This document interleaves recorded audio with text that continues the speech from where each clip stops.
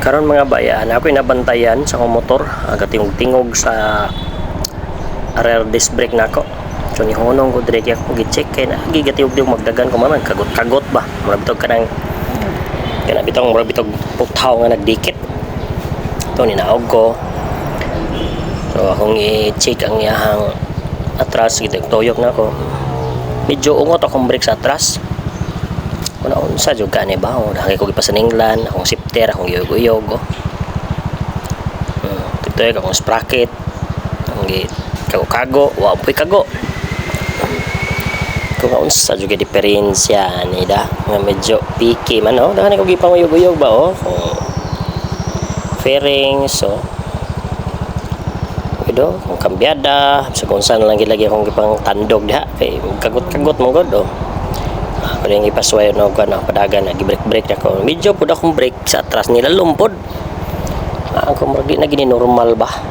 so uli sa kog balay na mga bahay lang sa akong nitiwas og lakaw kay medyo picky man top speed benta ko ana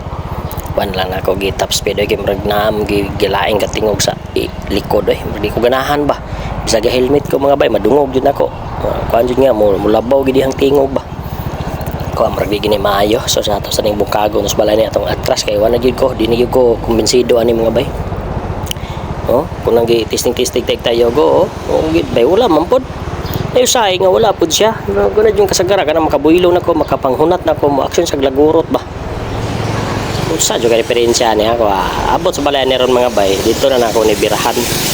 ako ni bungkago nito ron kay para gyud na makita anto kung say diferensya ni mga bay kay lagid bay lisod kay na magtagatagan ta magyuguyog ta og ginato tanggalon gyud ang ligid sa atras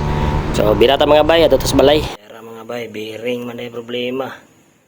hapit man mo ariya pastilan grabe bisag unsan lang akong ipasaninglan ang bearing man ay nibigay na yung bearing na may gani na apit na niligya sa housing so tanggalon ta nito mga bay pa shop na to ni kaon bay migani na wala dami sa tungkanan niyo buyawag na magkuhan siguro na ba madaot siguro ni no mabuak no kaya raisa mga bay wala rin akong sa okay kuhan man double mong kunin siya hindi basta-basta nito guba double likon po nga bearing niya po kay diribigyan po na ako nagipailis ay nakagat ko yung sa katsinilas sikreto di mo luhag ang rubber damper